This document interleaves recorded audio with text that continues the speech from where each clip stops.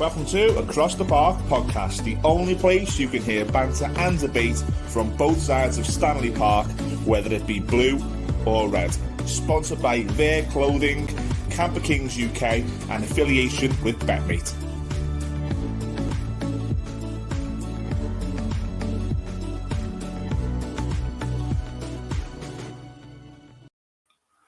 Hello and welcome to episode number 28 of 21-22 season of Across the Park podcast, the only place you can hear banter and debate from both sides of Stanley Park. A big shout out to our sponsors, as always, Camper Kings UK. Get over to the Camper Kings website. Getting light nights and light mornings now. What a better time. The holidays are coming up. Easter holidays. Get booking your summer holidays, your school holidays. A camper van for the family. A camper van even for the cheeky boy or girl weekends away. Eh? Get over there and make sure that you quote Across the Park podcast when you do book that camper van. They will give you, because of that, free bottle of bubbly and some free insurance. Get over to Their Clothing as well. Theirclothing.com. Always offers on there. It's men's clothing, whether it be tees, coats, shoes, jeans. Really smart bit of clothing over there. But if you quote ATP20 at checkout, that they will give you 20% off, believe it or not. We're going to talk a little bit about our affiliate, BetMate, later. That the BetMate Merseyside Across the Park double is back. I'm going to ask Terry what team he's going to go for. He's going to have to mix it up. Is he going to go Blues? Is he going to go Wolves? Because he's got to mix it up. I doubt he's going Brighton. You will see. It's just myself, Ian Mills, and Terry McGivern. Very, very depleted squad. Reminds me of Everton at Chelsea in December. I'm waiting for Ella Sims to latch onto a through ball here, Terry. But me and Terry are going to talk about everything that's relevant, that we think. Depleted squad, Terry. We've got no Judge, no Price, no Gary. We've got no Phil. What's going on? Everyone's got new jobs. Everyone's got commitments. What's happening? I know, absolutely on our lassies, aren't we? You know what I mean? We need to get a few players off the treatment table.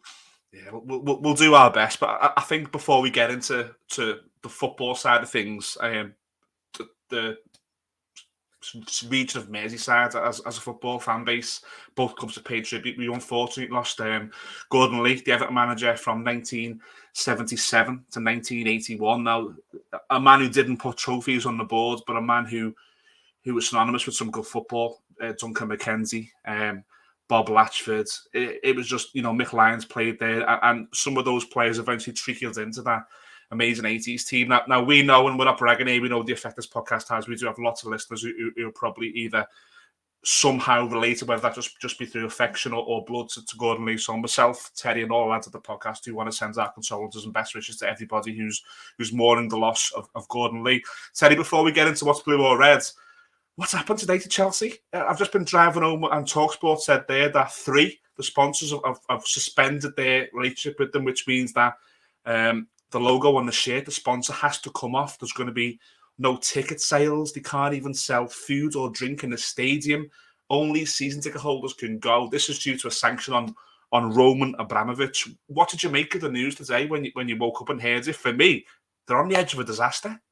Yeah, well, I mean, I'll be honest. It's obviously, it's this with everything that's going on, and I think he saw the writing on the wall himself. With the sanctions coming, he was making talks to try and put the club into trust, and he basically said he was ready to sell the club. And yeah, I think the way that the sort of authorities have looked at that is that's he's trying to divest of assets there. You know what I mean, and basically get his money out of a regime where it could end up being suspended, or as I say, put sanctions on it. So obviously, it looks like now the UK government have acted and basically made that impossible, and they've tied him into Chelsea.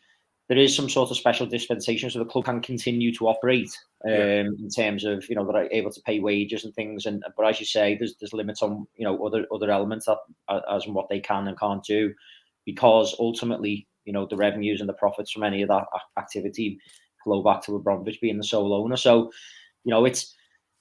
it's mad, really, isn't it? That it's came to this situation when you think that you do have all of these fit and proper tests, from the Premier League and all of these organisations, and how fit and proper can it really be if this was ever a possibility? If someone who's politically exposed, whether it be in Russia or other countries, it's a crazy situation. And you know what I mean? If you're a Chelsea fan now, it you're starting to worry what could potentially happen, because I think the idea was if he sold it, it'd be, thanks for what you've done, Roman, but we're under new ownership now, and you'd think that it would have to be someone of equivalent sort of wealth to be able to afford the 1.5 billion or whatever it was, or 2 billion that he was asking for. And it just carries on as it was. But you look at it now, and they're now completely frozen, and depending on how long this situation goes on, you've got to expect that players and the manager within that club will start to be having conversations with agents and representatives as to, of course, they want to end up being stuck there, you know what I mean, where it could get worse, and contract improvements are probably not going to be getting discussed. So it really does put them in an untenable situation. I've seen Carragher obviously put an article out today, and I think others have sort of latched onto it, that Man U, should they be looking at the likes of Tuchel? And is it basically an opportunity for a lot of clubs to be able to maybe pick Chelsea off a little bit, while they're vulnerable? It would be very opportunistic, but if you're a Chelsea fan at the moment, you must be absolutely terrified. Yeah, but it didn't say today that there's no player trading at all. So I know Aspilicueta's out of contract. I know Rudiger's out of contract. Chelsea's statement today was very, very brief, and it basically says we're going to play Norwich. Our women's team are going to play West Ham, and then we'll take advice. They weren't looking past the weekends. So, I mean, I don't know the ins and outs, and I'm not a big political person, so we'll stay away from politics and football. We'll stay on the football. That's it looks to me in black and white like they can't play a trade. So how do the likes of top players like a Kante, like a who's the goalkeeper? I forget his name. The XIX. He's anyway. Lukaku. Even the likes of Timo Werner and stuff, who will now be looking at a way to get back to Germany. Are they locked in? Have they got to play for Chelsea going forward? Well, it's a strange situation, because obviously I don't know. I'm not a lawyer, but I imagine that there probably is clauses in the contract and things. Whether it be like force majeure or things that can be probably used to basically say, well, I'm basically being employed by someone who's being politically sanctioned, and there probably is ways to get out of that situation. Do you know what I mean? In terms of whether it be under employment laws or something like that, I imagine there's ways and means for them players and things to get out if they really did want to. I don't expect anything to happen in the immediate term, and obviously, the summer's still quite a long time away, depending on what happens.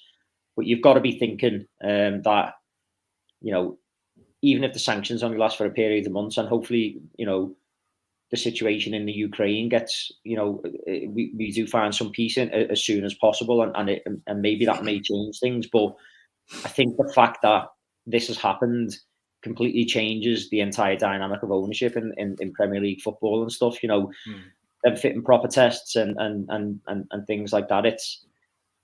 You've got to start. You'd imagine that clubs and leagues are going to start doing a lot more due diligence, because it doesn't reflect very well on the Premier League. That basically a club the size of Chelsea being owned by someone who's basically being said to be almost practically complicit in basically Putin's war in the Ukraine. So it doesn't look good. And as you say, you've got sponsors and things pulling out, and money talks, doesn't it? So I imagine that the ownership thing will probably become a big hot topic. The Premier League have rolled the dice, haven't they, with this ownership thing, because they've looked sideways in relation to Newcastle and the Saudis. Now we're talking about Chelsea, who are the European champions. They played an English team in the final. The Premier League have more or less said that they want to dominate, the European scene of football, which arguably they have done. I imagine you guys are going to go close again. City will go close. So arguably the three teams in England who are the best teams would probably be in the top 5 or 6 teams in Europe, in my opinion. So the Premier League have rolled the dice here. And now the implications on what you're saying could be that it gets that tight now that we go the other way. Yeah, I don't know. It's a difficult one, isn't it? Because, you say they've rolled the dice, and they have, you know what I mean? It's one of them. There's been a lot of hold your nose, and as long as the money's coming in, it doesn't really matter. I mean, you don't want to get political on the podcast, and you've got to be careful. But we know that, as you say, Newcastle's owners and even City's owners and things. There's things that we could probably point to there that say they're maybe not whiter than white in terms of what's going on, their back record. So there has been a lot of, as I say, hold your nose and accept the money. I just wonder how long that can continue now. I think this will probably drop like a bomb on is it Richard Masters, who's the Premier League chief exec? I think he'll just be like, it's a busy night for him. And it probably won't stop with just Chelsea. Obviously, more pertinent to us on the podcast is, obviously we've seen Usmanov, who, whilst not having any direct ownership of Everton, obviously is basically putting money into Everton via sponsorship agreements. His money is rooted into that club, into my club. It's rooted into it. Now we've had banter, we've had serious conversations, we've talked about implications and things in the past. I think everyone on the podcast, we're not breaching anyone's. We've got a relationship with Everton Football Club, which we value, but we're not breaching anything here. I know that Usmanov is involved somehow. And if you didn't agree with that, just look at what's happening to the stadium now. I've just drove past now, and the Pullen USM thing's still down. They can't get rid of the signs. The women's sponsors of Megaphone has been stripped of the shirt. So for me, I'm fearing now whether all this takes is some sort of internal investigation into all these guys, including Usmanov. And what do you find in my football club? I'm not having cozy nights at home. On the pitch, just give me sleepless nights. Never mind off it. And now I'm in a situation now where I'm thinking, I don't know what's next. Like there's Russian money in my football club. There's some sort of things going on there. Now I'm worried that, and there was an article I broke yesterday to go alongside that, which may or not be true. The Daily Mail, Matt Hughes, who broke the article. I mean, Matt Hughes has got in my opinion, he's got a history of sticking it in to certain clubs, but when they don't need it, Aston Villa being one when they went down, I think he was quite vocal on putting the boot in there. He's done it with us. But anyway, if you haven't seen the article, which if you're an Evertonian watching all this, then I imagine you have, he basically reported that the Premier League could be looking to dock Everton points if we breach FFP, regulations for profit and spending. Now, online, I had some research. The Athletics on an article, Liverpool Echo, there's a friend of the show, the Esk, who was on our show, and he said that Everton have already been in communication for over 12 months with the Premier League by saying, look, here's where we are. Here's our plan to get out of it. COVID's hit us. A number of things have hit us. And that affected what we spent last summer, which you could see Everton spent £1.7 million. They couldn't buy players until they sold Luca Dean in January. So there's that sort of flip side that maybe there's some sort of, not agreements, but communication. But for me, what communication is that? If I say to you, Terry, I'm really, really sorry for breaking the rules that you've set in your house, but can I carry on breaking them and keep saying sorry? I don't know. I really don't know. What I can say is is I'm having it's in my head. This club is, and the problems is in my head all the time, and I'm quite fearful from the other side. And you're looking into the bonfire from standing in the fields. What do you make of it? Yeah, well, I mean, I think we have talked about it on this podcast, haven't we, in the past? It was probably some point, last year when COVID hit. And I think I made the point that COVID was actually, really good for everything in a weird way, the fact that lockdown happened, because you were very, very close, as I recall. I remember when we were talking about it on Radio City, you were very, very close to breaching only for that naming rights deal that came in from Usmanov, which basically gave you 30 million buffer and got you away from hitting.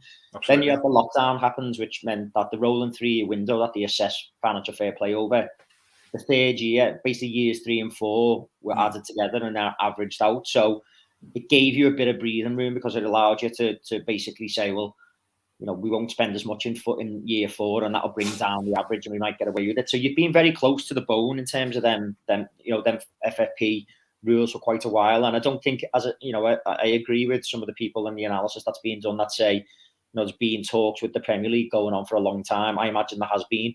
Because I think when you've sailed that close to it anyway, I imagine the Premier League will be very on top, behind the scenes.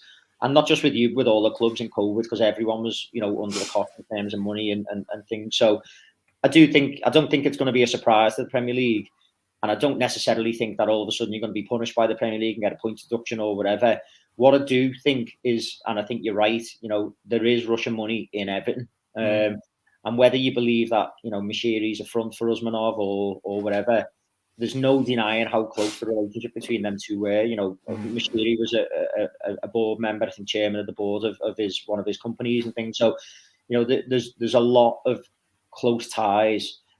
When you look at it and think, if you look at from when I looked the account a while back. There was a big write-up done by the Swiss Ramble, which is a really good account on Twitter for all the football finances. And what it showed, I think, was that Everton's commercial activity, in percentage terms, it's been one of the biggest, improvements since Moshiri came in. Not in like absolute terms, so relative to like Man U, Liverpool, City, you're still small in terms of what you bring in commercially, but in terms of percentage increase from what you were before he came in, it's been a big boost, and that's been a lot of that. If you look at it as being on the back of Usmanov's sponsorship deals that are coming in, whether it be the ground, the training ground, the women, blah blah blah, all of these related companies and related parties that he's been putting money into the club, has seen your commercial side improve dramatically. That being said, you've still been spending a ton of money on wages, which is why you're probably so tight on FFP. If all of a sudden now your sponsorships are suspended, you're maybe not in a position where you're definitely cancelling them and like saying they're completely under the water. And if you did do that, you're then trying to find sponsors who are going to come in and basically maybe look the other way from how close Moshiri is to Usmanov. You've got to look at that and think Everton's commercial side is probably going to suffer some stress, over the next. It's not only the links to Usmanov. Sorry to interrupt. It's not only the links to Usmanov or Russia, if you want to say it that way, but Everton have only really, like you say there, in the past few years, improved the commercial side of the club. I've always looked at Liverpool, envious of the commercial side. Forget the pitch, because someone will sponsor a black tie. Someone will sponsor a blade of grass at Anfield, and then we were selling our merchandise deals to Kitbag for a fixed fee of 1.5 million a year or whatever it was, and it took years to get that right. I mean, Everton Football Club, if you take player sales out of it, do not generate income. They just don't. The ground is limited. There's now 38,000 capacity because of the new disabled sections that are there. There's no corporate lounges. One of our corporate days at a match is in the Hilton in town with transport to and from back. There's no money that comes in. So if you take what has rightly or wrongly been an improvement in financial income from the sponsorship away from this club, I don't know the implications of that. I don't think it's as simple as you just go and find someone else, because... Well, exactly. Especially when on the pitch, things aren't quite going the way you want them to go. So, and I think that's the worry. I think if you're an Everton fan, at the moment, that's the bit you should be looking at. It's not like, you can get a point deduction off the Prem and all that. I personally don't think that will happen, because I think if it did, the Prem would look ridiculous. How do you let a club get so badly managed financial fair play wise that you're having to punish them with point deductions for the first time ever in the Premier League? So I think they'll do everything they can to sort of bend and sort of accommodate where you are. But I do think, if you're looking at it in terms of the next 2 years, even on to the next 3 years, if you've all of a sudden got to find all of these new sponsorship deals at a time when, that hope isn't maybe there that it was when Moshiri came in. There's a lot of, there's a billionaire owner on board. We're spending big in the window. Sponsors want to be associated with that because they think European football and, maybe cracking into the top four and stuff. At the moment, you haven't got that sort of, and sort of, what's the word? You haven't got that appeal. That appeal. So, I do think it's going to materially hurt your sort of financial position over the next 12, 18 months, and it'll be very interesting, to see how you deal with that. There's lots of moving parts here. I mean, on Tuesday morning, I woke up with... Just put the lamp on. 1 sec, sorry. No, go ahead. Just to carry on Tuesday morning, I woke up and I was worried sick by what I seen on Monday night. I was starting to think about Sunday already. Then Wednesday morning, I wake up to this story of possible docking points, what I do agree with Terry is everything you said there. I think the Premier League will probably do everything they can to not have that public, how did it get to this? What I do think Everton will be in trouble by is if they finish 17th, do the 3 teams below go quietly then. If Everton stay by a goal or a point, if those 3 teams do a Sheffield United West Ham. Now, I know West Ham ended up, paying some money opposed to being replaced. Yeah. That's just as disaster the position we're in. And now I wake up on Thursday and I see a club with Russian money in it being almost cast aside. Every sponsor they've got, and we're talking earlier on in the show about possible clauses that players could leave under employment law and stuff. Mate, to be an Evertonian at the minute is just, it's so stressful. It's so stressful. If you didn't smile, honestly, you'd be in Wetherspoons buying £2 Bud Light, crying your eyes out, which I probably will be on Sunday night anyway. It's just one of those. Just to maybe move on a little bit away from the serious side of things. You guys look at the past couple of games you've had, where another 3 points in the league, and then, I mean, I imagine the Champions League night was a little bit nervy for you, especially second half. Yeah, it's been an interesting couple of games for us. Obviously, in terms of you look at our position, and we look like we might be going deep in all 4 competitions, and there's people in the press whispering about quadruples and stuff, and it's like I don't think any Liverpool fans are getting over it. Too thingy about that. But if you look at the last 2 performances, we haven't really been at our sort of best. So it feels like, as I'm watching, we're doing quite a bit of rotation still, but it feels like, you're looking around and there's a couple of players that maybe are just starting to feel a little bit of the sort of tiredness, and the energy levels starting to get sapped a little bit. West Ham, like the West Ham game was a tough one. It was one of them games where it was like, obviously, they're a good side, West Ham, and a physical side, and in David Moyes, it's never going to be an easy one, but we weren't fluent. You know what I mean? It was one of them games where it was just like, we got it done. We done what we have to do, and how did he set up, Moyes? I mean, I'll be honest with you, I never watched any of the game on Sunday at all.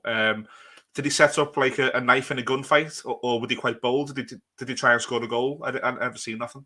No, it was weird, really, because it wasn't like a type of game where I was watching it thinking like, there's a real sort of, you can see how these are really set up to sort of frustrate us, or these are going to put it on us and go at us. It was like we sort of weren't really playing our normal game. It was like the game was just quite, what's the word, like sort of bitty. It is probably the best way I could describe it. It wasn't one that I could say was really enjoyable to watch, and obviously we got all 3 points, but it was, as I say, it was one of them where it was like, glad that's over, and we got the win. There wasn't any periods where I was looking at it thinking like, oh, West Ham was really, really dangerous here, and they're going to put it on us. And it wasn't like we got away with it in terms of chances conceded or anything like that. But it was one where I was like, I don't think we looked really sharp, and really creative, and some of the big, like the likes of Salah was quiet, you know what I mean, and didn't score. And I don't know, it wasn't like a fluent, really, really sort of slick Liverpool performance. And I think when we then carried that into obviously going, playing into Milan at Anfield, and we're already 2-0 up, it's one of them score lines. I think that's a little bit, it's a dangerous score line where it's like, what do you do? You're expecting that they need to get a result, so they need to sort of be aggressive and take it to us. And we're probably thinking that opens up the chance for us to get behind them, which suits us, sit back and hit them on the break.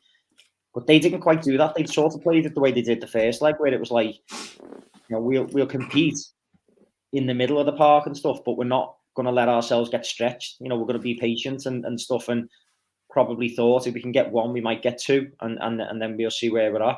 Did it feel like that in the grounds when they got 1? Did it get nervy, or was it? No, would been better. No, that being said, the way our performance was very similar to the West Ham game, where it was a bit like the conditions were mad. I'm not blaming, but the wind was chaos. It was like you could see the way the ball was moving. It was like, what's happening here? Like the passes.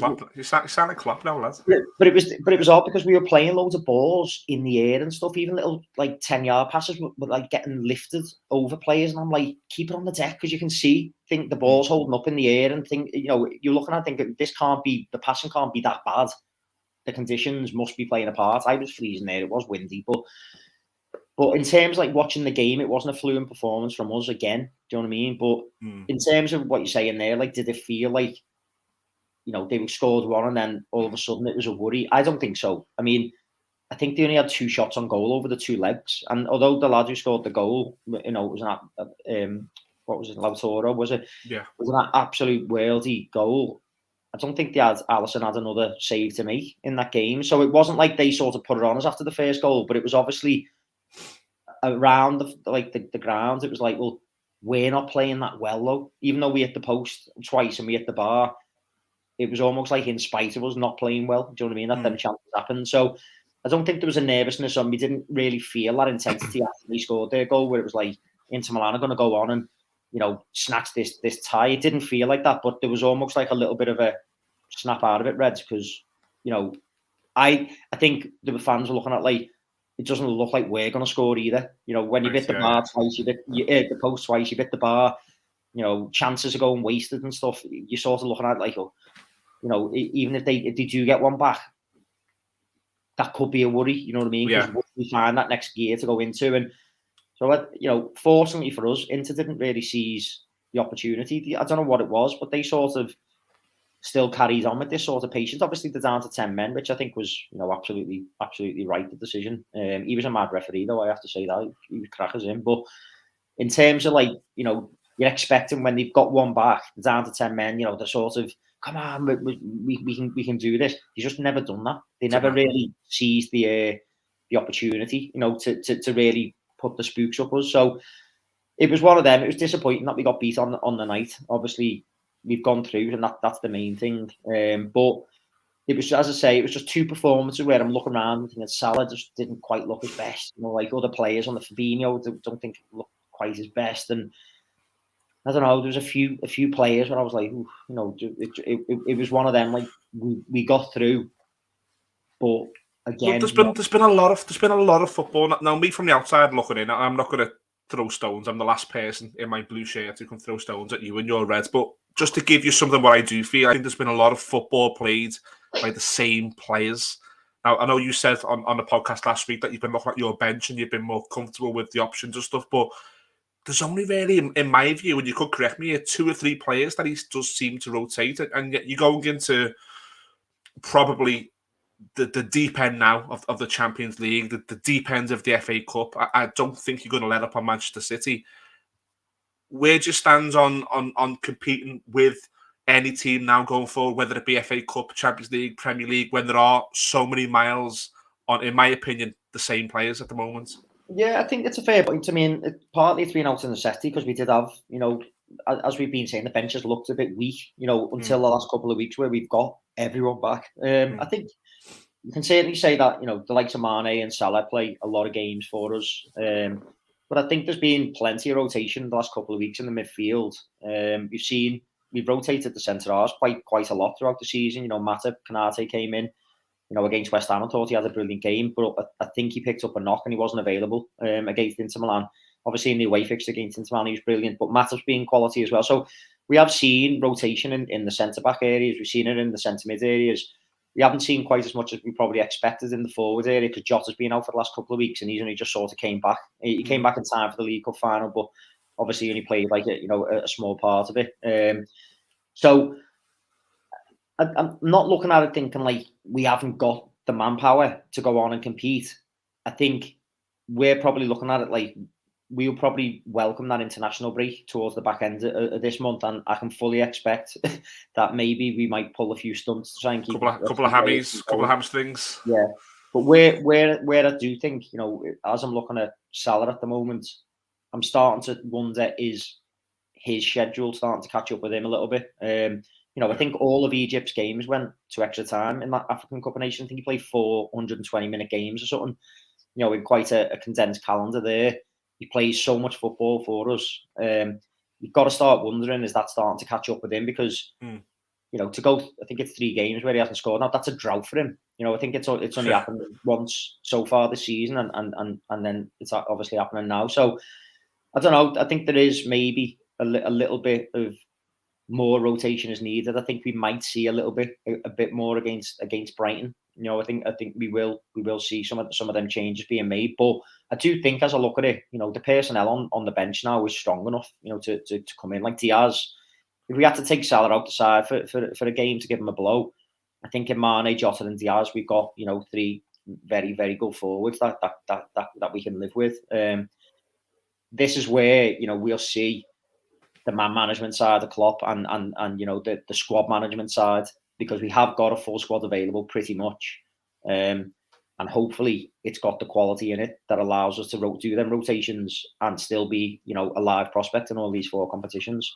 Mate, I would love to have your problems. Did you watch us on Monday? It's getting worse. Every away game I watch for us now is getting worse and worse. I think the Newcastle one I watched, I was saying this is terrible. The Southampton one I watched, terrible. Monday night took that to a whole new level because the worst thing for me, and this sounds mad because I'm an Evertonian, but the worst thing was that Tottenham didn't really get out of second gear. It was just so easy for them. And there's so many analogies you can put out. And I've seen a great one on Twitter. Arlo, the American Evertonian, who's a bit of a Twitter celebrity, he likened it to, if you're talking about sports, and let's compare it to boxing. If you're a boxer, you know you're going to get hit. Half your game plan should be, what happens when I get hit? Everton don't have that at all. When we get hit, that's it. We just give up. And we still go into the 12th rounds and just fucking lose on points. It's just unbelievable. For me, the mentality of that team is at rock bottom. That is the worry, isn't it? You sort of look at it, like when I'm watching news, like as you say, like I did see your game, and I'll be honest, like I thought the way that you approached it was a bit mad in terms of tactically, and so I think we can talk about that in a second, in terms of whether Lampard got it right tactics wise. But your home and away form is just crazy, and it looks like these players they feel sorry for themselves so easily, and without the fans there to sort of like snap them out of it and give and give them that little bit of fire in the belly, they're just gutless away from home, aren't they? Absolutely gutless. Do you know what I'm sick of as well? I'm sick of being put on the fans now. So once again this week, the Everton social media drum was banging that we need the fans at Goodison. Why is it put on us every time to sort of get these players out of it? It's all the time. Are you telling me that now my days of following Everton away are gone? As soon as I had my fucking first kid 4 years ago, they were gone. I don't go away anymore. But there's fans who spend thousands upon thousands of pounds. We're going to go to Crystal Palace in the quarter-final in 2 weeks' time, leaving at 5 a.m. because there's no trains. Why is the home form so important? Why can't these players turn up for the away fans? Now, for me, it comes down to character again. You look at the goal, and I'll compare ourselves to you because the podcast that we are. Not that I think we're better than you or even on the fucking same level as you, but if you went 1-0 down at Tottenham, I imagine there would be at least half of your team who would come on, come on. It's only 1-0, and you'd get back into it. I don't know. I could maybe name 1, 2 of our team that do it, and I think the difference is if you went 2-0 down, that mentality would stay the same. We give up. We may as well sit on the floor, untie our shoelaces, and just say, keep running past us because there's no point us playing anymore. The mentality of that team is just a joke. And I don't want to go too far because everyone's a human being and you don't know what human beings go through. So I don't want to attack mentality too much. But at the same time, you're playing top-end Premier League football for a club like Everton with fans like me and a passionate fan base in this city. If you can't deal with it, you have now come to the end. You've come to the end, and I don't care who you are. I don't care whether you're a goalkeeper, you're a centre-half, you're a striker, a winger, a midfielder. I don't care. If you're not willing, if you're not mentally strong enough to play for Everton Football Club, go and play for Burnley, go and play for Norwich, go and play for Watford, go and play for teams who every year will yo-yo up and you'll get that little high that you'll put on your fucking LinkedIn at the end. You've got 2 promotions with Burnley. Put it on your LinkedIn and go and do fucking after dinner speeches in 10 years' time with a hot pot and a pint of Guinness. If you're not mentally right for this football club, get out. And we've got so many players now who aren't mentally right for this football club. And it's been getting worse and worse, apart from last season. Now, last season, we tailed off big time. We got to March and we tailed off. And me on this podcast was guilty of maybe going a bit overboard and things. But that group of players, Marco Silva got sacked in December 2019 for being in the relegation zone. Sam Allardyce was brought in because Ronald Koeman had Everton teetering near the relegation zone. That's the same core of players 5 years on.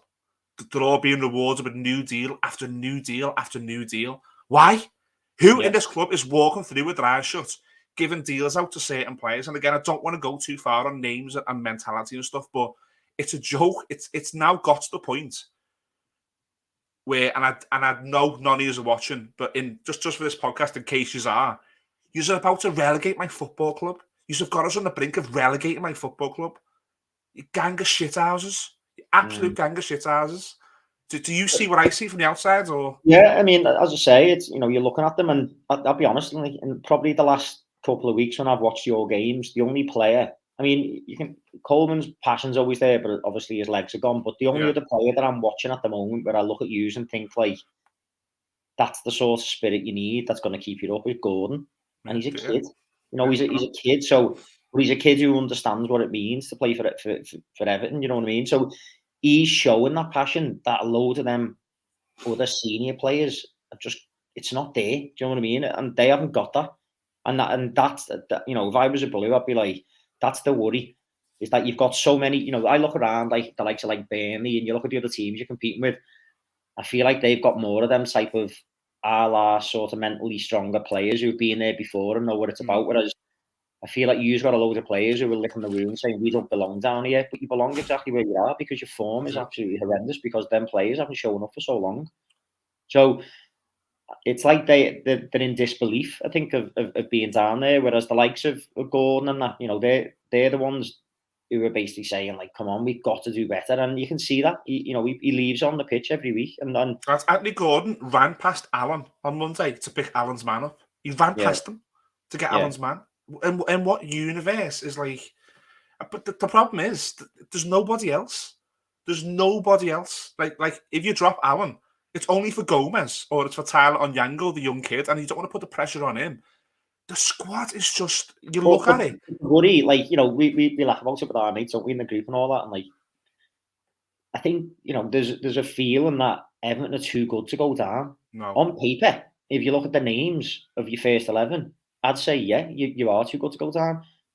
But you've seen the performances that these players are putting in on the pitch and the attitude and the mentality of them. I don't feel like they've got the mental strength to stay up. No. If you know, and that's your worry, isn't it? Because you know, they in a good side, some of them players are good players, but in a collection of where they've got to be the main men and stand up and be counted, I'm just not seeing that they've got that mental fortitude for it. Whereas if I look around like Burnley, I feel like they might have them characters in the dressing room who are like, come on, you know, we're staying. Like, it's like they want it more, and I think you've seen that with some of the Newcastle players. You know, I think there's a few characters in their dressing room who've sort of said we need to get away from where we are. You know, and they've stood up and been counted. And I don't know. The worry for you is, I think, as I say, on paper, if we're looking at names and we wrote the first 11 down for all the teams who are scrapping, you do look too good to go down. I just don't think you, like, in terms of mental strength, though, you're down there with anyone, you know, in terms of, because you've got players who are not used to being in this situation. And weirdly, in a manager in Lampard, you've got a manager who's not used to being in this situation. You know, most of his football's being played at clubs with a lot of money with superstar players and good times. Mm-hmm. He's got to dig in and find out, you know, how am I going to motivate this group of players who have got no guts? It's a tough situation. But just on that, I mean, what was your view on how Lampard approached the Tottenham game? Because I think it was very naive. If you watched anything of Spurs this season, the teams they struggle against, the teams who sit back against them and let them have the ball, if you go at them, they'll rinse you on the break. You know, Kane and Son and who's the other, Lucas Moura and stuff like that. They've got players who can really hurt you quick behind. You know, they do it to Liverpool. They beat City. You know, the teams that they do well against, the teams that basically give them no respect and go at them or shut them down and press high. I thought it was suicidal the way you've done that the first 10, 15 minutes and left Coleman to be the man chasing back. You're nuts. Yeah, no, if you look in hindsight at it, it was the wrong way to set up. Now, what I will say, and I don't want to seem like I'm blind loyalty to Frank Lampard, because trust me, in a year's time I'll be Lampard's out probably on this podcast. That's just the way it goes with Everton fans. I'm as guilty as anybody. But our last two away games where we've conceded the goal, Newcastle turned us over. We did score first at Newcastle, but Newcastle very quickly turned the game round. Southampton, when we went behind, he's came out publicly and said, like, the character of the team when they go behind is questionable. Like, there's a lot of, you know, problems with the character. So I think he's got to score the first goal in the first 15 or 20 minutes. I think if that happens, we revert back a little bit. I don't think he planned to play the whole game like that. I think it's very much like we need to score the first goal. And the other side of the coin for that, to support what I'm saying, is how do you sit back and invite pressure on Mason Holgate and Michael Keane? How? It's suicidal. It's suicidal. Now, everybody is a football manager. I'm a football manager. You're a football manager. And we're all the greatest football managers in hindsight. In hindsight, it was the wrong decision. What I will say is that I see why he done it. Yeah, I mean, I think there's that. Obviously, your defense is not great. So, and you probably your strengths are probably the likes of Richarlison, Calvert-Lewin, and stuff like more your attacking players. But I don't know. The way I see it, it's like you have to be a bit more pragmatic. Like I've watched Spurs, against poor sides this season, and when they've got no space to run in behind, the creativity is just not there. They can't play through lines, so it's almost like you can be disciplined, and I think that's the worry for I say the worry for me. It's not a worry for me, but if I was an Everton fan like Lampard, he showed it at Chelsea. He's not a defensive manager. He's not a manager who can set up a defence. You haven't really got defensive players, but he can't make you harder to beat. Like at the moment, I feel like that's probably where you need to start. And you should be looking to spring counter-attacks the other way, with the likes of Richarlison, Calvert-Lewin, who's the other lad, the young lad that you bought on Anthony Gordon, Tamari Gray. Gray, yeah, and Gordon. You should be looking to do that as opposed to trying to go toe-to-toe and leaving space in behind with a high line. I think it is nuts. When you've got the glacial pace of like Michael Keane and you've got Coleman, who he absolutely looks leg, doesn't he, in terms of pace. So I don't know. I'm just looking at that, and it was just something that I thought, that's a crazy way to play. I can 100% see the reasons why you or anybody else would say that. And look, we don't know how the season's going to end yet. We might look back in May and say that was the wrong appointment. That should have been the appointment in the summer when he could have had that time to really get Everton into a mid-table. I don't know. I'm going into that. Just quickly move on to the games of the weekends. I'm going into Wolves, and I've touched upon it already. I'm quite insulted by the fact it's on me and it's on my group of fucking friends again to beat Wolves. But I also know that I've got no choice but to turn up on Sunday and give it everything. Every Evertonian watching this who's going the game, we've got a duty to our club to turn up and give everything, because don't leave that ground on Sunday and not, with any regrets. If we give what we can and the team don't, that's a different podcast, that's a different argument, that's a different Twitter conversation. We've got to do what we've got to do. But it's getting now, I feel like this is the third game running that the fans have been asked to come and make Goodison hostile, and it's look. I'll be there. I'll be singing my heart out, and I hope that the instant match reaction is not a 13k view because we've lost, and I'm ranting with Judgy. It's a nice 1k view because no one wants to watch a happy Evertonian. But it's a tough game. Wolves are no mugs. I know they've lost the last three, and they've got a couple of injuries, but their manager's going to be drilling into them. Look, we're in touching distance of a really good season. These are shite. Don't let these beat you. That's the message they're going to get. I expect a really, really tough game. Now, when the Leeds game a few weeks back, without sounding arrogant, I knew we'd do them. They're like us. They're a stone in the lake, just sinking and sinking and sinking, and they're just waiting for something to happen. And they've changed their manager now on the hope that something happens for them. Wolves is a different animal. And then we've got Newcastle next Thursday, which I know the lads will cover on next week's show. But for me, it's got to be 6 points. And I've heard people say 4. It's got to be 6, because that run Everton have in April, where we play Liverpool, Chelsea, if they're still fucking functioning, Arsenal, Manchester United, Leicester, and then we've got the rearranged games with Watford and Burnley away, who are going to look at Everton as a team they can beat. Before we get to that run, Everton have got to put space. And if this time in 2 weeks' time, Everton are in the relegation zone, I'll go on record here, then we're fucked. We're absolutely goosed. I think, as we've said there, your home and away form is so sort of polar opposite. You can't look at the away games and think that, you don't look at them and think they're places we're going to go and take any points. You have to make your home games count. But I just say, in Wolves and Newcastle, they're tough games. I think, as you said, Wolves, they're not in great form. I think, as you say, they've lost the last 3 or whatever, but they're an organised side and they're a good side. And as you mentioned, they've got designs on having a strong end to finish their season. Yeah. And you've got to be thinking, do I expect them to lose 4 on the bounce? Probably not. You know what I mean? That's like a pretty miserable run, isn't it? So, they're definitely going to be turning up. And Newcastle, although they're probably clawed themselves out of it, they've already beat you this season, and it feels like they're in a good moment. They're like, you can feel there's momentum to Newcastle. When you're watching their football and stuff at the moment, it feels like Eddie Howe's starting to put it together for them. And they'll take a point. They'll take a point because of the run they've had prior to this. They'll go and take a point now. Yeah, and I agree with you. I think if you don't take, you're saying 6. I think absolute minimum 4 points out of them 2 games. It could look very, very dicey for you because I don't know. You mentioned that run. I just can't see where you sort of pick up a lot of points along the way there. You must be licking your lips for the Anfield derby, my friends. Like I've said publicly, I think you could have scored more in December at Goodison. I think Everton were really poor, but I think what you did do, whether it was an eye on what was coming, I think you sort of took it when it was 4. I think you sort of kept it at 4 and was very like a cat with a mouse. But you must be licking your lips because this is a game where, albeit goal difference affects your season now.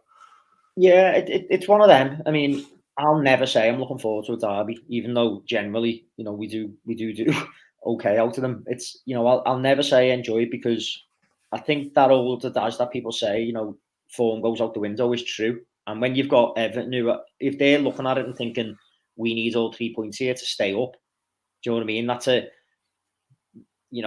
introduces a level. I hope you'd think would introduce a level of intensity to that derby. We're looking at all 3 points to stay in the title race, and it's at that point, mad things can happen. You know what I mean? When there's that much emotion on the line. So I'll never say I'm looking forward to it, but in terms of like, if I'm being honest and saying, if we get Everton, the Everton that turns up there against like Spurs, then absolutely, because it was a cowardly performance that to me. So. You know what I mean? It depends. I suppose it depends where you are in the league at that point and stuff, and what the games before that have gone like for you, and like what our games have gone like as well. Obviously, it'll be interesting to know where we are in terms of all them competitions at that time. So, but you know what I mean? It is one of them. It's a tough one to say you're looking forward to a derby, but I'm not going to say that I'm terrified of you either. You couldn't pay me to go to that game. Honestly, you couldn't pay me to watch that game. Couldn't pay you to go to the City game either, could we? Well, do you know what? It got that bad. I wanted Everton to win last week. That's how bad we are. The first time in years, I was like, "Oh, go on, Everton, get into City." Crazy. Just a little sidebar there. Do you remember a few years back? I think we got beat by City 3-1 at Goodison, and they had Jews in the second leg. It was the one where Guardiola was talking about Mane and Salah whilst he was at Goodison. On the TV program. There was just. I mean, this is all about banter and debate. I don't mean to like laugh at Everton, but if you don't laugh, you'll cry. I think City were 3-1 up at like 85 minutes or something. They're playing you next, and for some reason, like Rooney lost his head, and he started kicking De Bruyne, and the Everton fan behind me said, "Don't fucking kick him." That's it, isn't it? Like, it creates that sort of weird sort of, what I mean? Mad. We're out of it, so let's just spoil it for them. Looking ahead to you guys, so Man City play Crystal Palace on Monday. So again, similar to last weekend, this is your chance just to keep knocking and just saying we're not going away. Be the pain in the arse that Pep Guardiola has referred to you as, and Jurgen Klopp seem to love. You've got Brighton away. Now, I think Brighton got a good point against you last season. And they got a good point this season as well. Yeah, last season at the Amex, it was the one where Klopp and who was the TV presenter did that back and forth. Remember over the penalty. The BT fella. It was where Klopp really went into it, and then he got a point this season. So what I'm trying to say really is that's for me isn't a Norwich. It isn't a it's not an Everton. It's not a 3 points for yous. In my opinion, are you feeling the same, or are you quite confident going into it? Yeah, I mean, I've said this season, like I think Brighton are a good side, very organised. I think Potter's got them very well drilled, and they got loads of energy players. In terms of particularly up front, that just constantly running and constantly moving. So I think it's going to be a tough place to go, and as I say, like looking at our last two performances against Inter and West Ham, I'm not looking at it thinking we look our fluent best. So I can't say I'm like going there. Yeah, we're definitely going to win, and it's 3 points, and we move on to the next one. I think we've got to be careful. Again at Anfield, it was a weird game because we started so well. And for the first 15, 20 minutes, we were cruising. We went 1-0 up, and I thought this is going to be a 3 or 4-0 home victory here. And then it was like literally a signal went round all the players, and they went, right, take the foot off the gas now, boys. And everyone just went, shh. And all of a sudden, Brighton grew into that game, and we ended up letting them, sort of take a point out of a game that should have been dead and buried and no problem. So I'm looking at it thinking, Potter will probably be looking at our games the last couple and saying, maybe there is a little bit of tiredness, and if we keep the energy up against them, we might get opportunities. And they've got them, as I say, them types of players. So it's a nervy one, and it is one with the early game, which I never really ever like either. You know what I mean? But I still think it's a game that if we do turn up, we'll take all 3 points. We're definitely a better side than Brighton, and we've got pretty much our strongest side available. Whether it's fit and fresh, as fresh as it could be, is another question. But we certainly got the players there to put us a very, very strong 11 out and basically go and take them points. But I don't think it's going to be, or I wouldn't expect it to be a real high score and annihilation of Brighton on their patch. I think that, as I say, they're a good side, an organised side, and they have already took points off us, this season.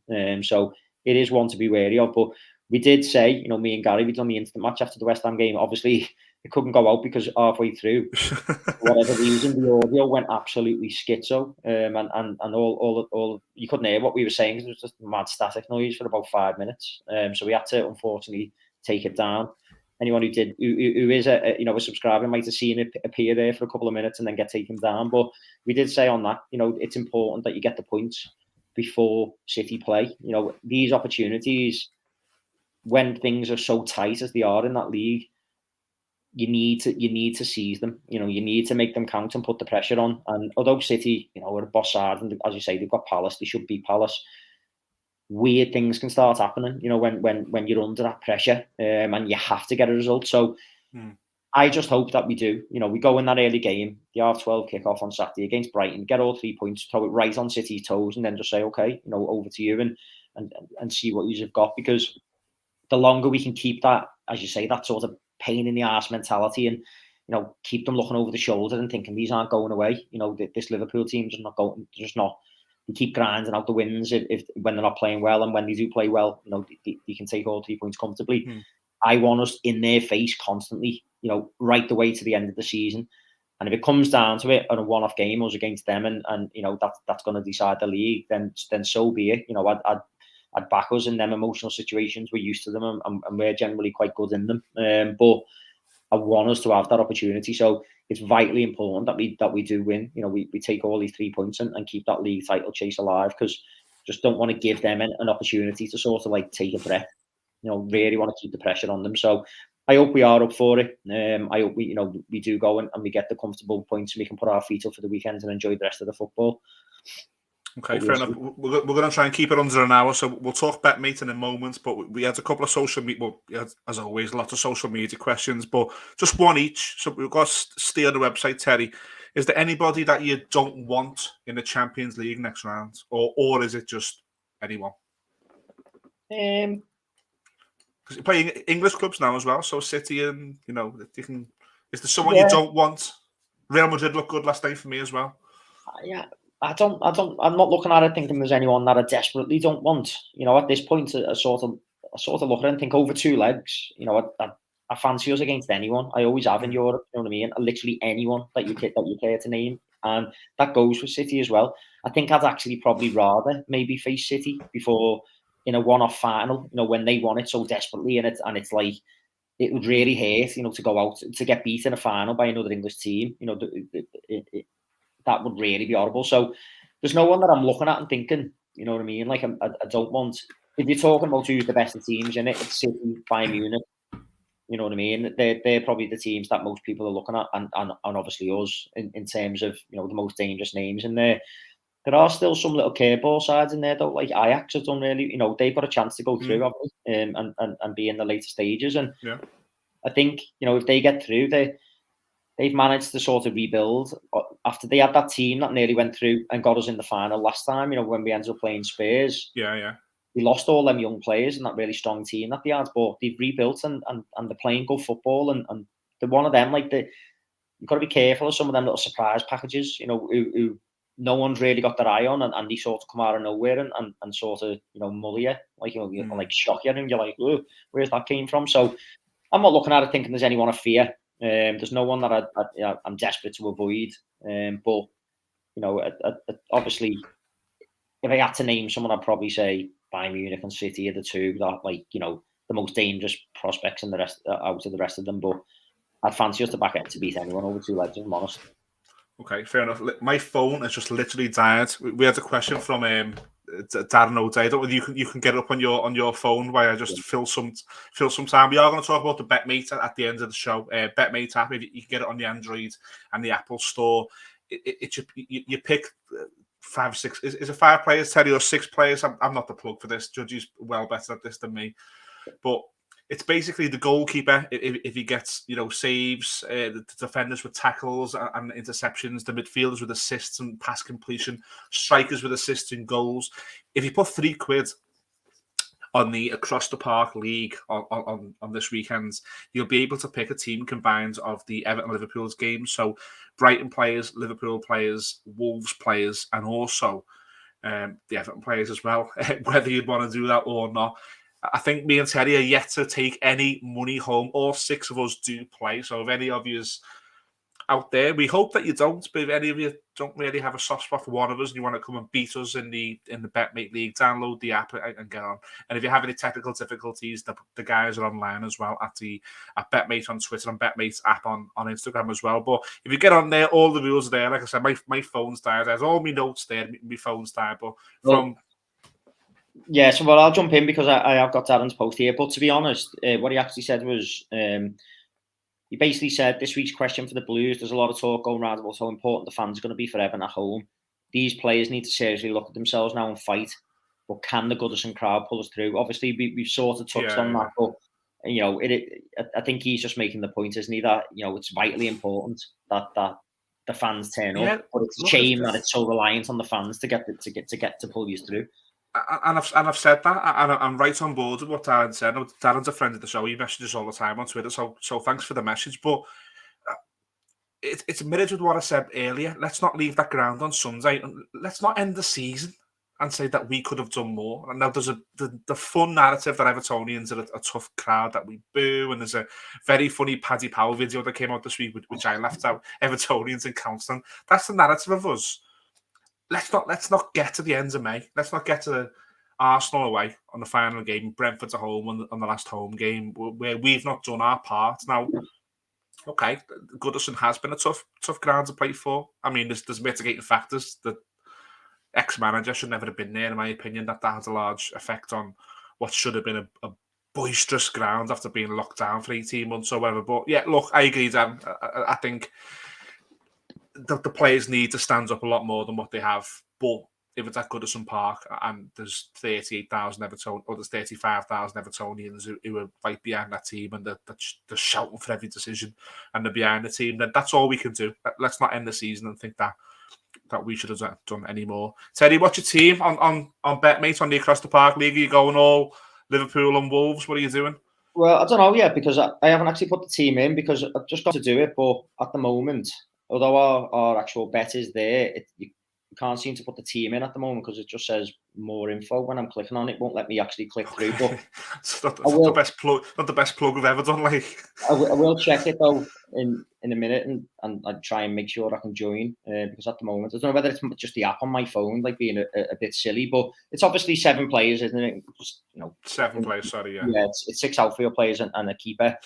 I think I'll be looking at it thinking I'll obviously put some Liverpool players in there. I do think we'll start Diaz, so I think I'm going to put him in there. I do think he's going to start the game. In terms of like I don't really expect I'm going to put many Everton players in, if I'm honest.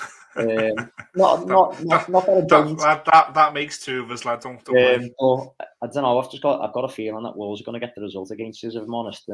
So I might go with maybe the Wolves keeper, and then sprinkle a couple of Wolves players in there, and try and maybe the odd.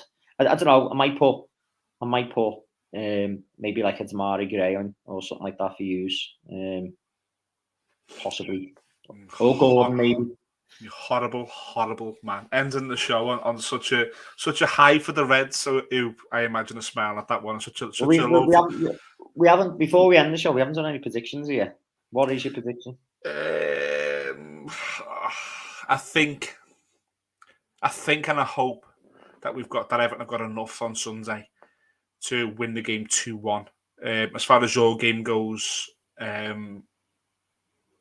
again, I hope, but I also think it's a possibility that there could be a score draw 1-1. What about you? I reckon Liverpool, I'm going to say 2-0. Do you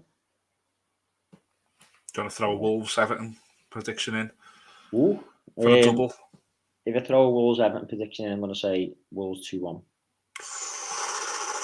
Good God, the instant match reaction is going to go viral if that's the case on Sunday night. No, guys, thanks for joining us. I know it's only me and Terry. We haven't had the four people this week. We're hoping to get back to that next week. We do apologise last week that there was no game on.